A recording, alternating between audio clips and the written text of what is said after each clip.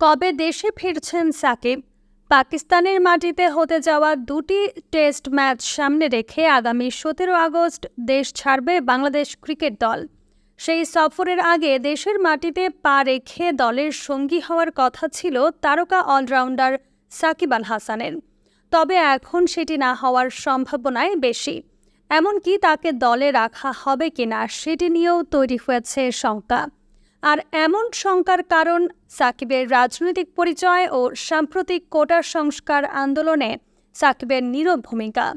আওয়ামী লীগের হয়ে মাগুরা ২ আসন থেকে জাতীয় সংসদের সদস্য হওয়া সাকিব সদ্যই তার পদ হারিয়েছেন সংসদ বাতিল হওয়ায়। তাছাড়া শেখ হাসিনা দেশ ত্যাগের পর মাগুরায় তার রাজনৈতিক কার্যালয়ে আগুন দেওয়া হয়েছে। এর বাইরে আন্দোলনকারী ছাত্র জনতার মধ্যে সাকিবকে নিয়ে ব্যাপক ক্ষোভ লক্ষ্য করা গেছে।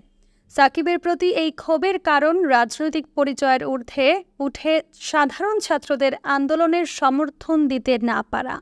এছাড়াও ছাত্র আন্দোলনে যখন উত্তাল সারা দেশ, তখন যুক্তরাষ্ট্রে পরিবারকে নিয়ে ঘুরে বেড়ানো এবং সেই ছবি সামাজিক যোগাযোগ মাধ্যমে পোস্ট দেওয়া।